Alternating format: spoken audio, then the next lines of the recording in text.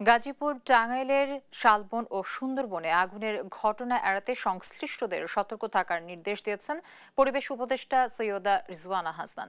জানান, বিলুপ্ত হওয়া বন্যপ্রাণী ফেরাতে পদক্ষেপ নিচ্ছে সরকার। সোমবার দুপুরে বন অধিদপ্তরে বিশ্ব বন্যপ্রাণী দিবসের আলোচনায় এসব কথা বলেন উপদেষ্টা। বলেন, দেশের জীববৈচিত্র্য হুমকিতে আছে সত্য, তবে সম্ভাবনাও কম নয়। প্রকৃতি রক্ষায় শত বছর বয়সী গাছের তালিকা করা হবে, পাশাপাশি হাতির সহাবস্থান নিশ্চিতে প্রাণীটির তালিকাও করবে সরকার।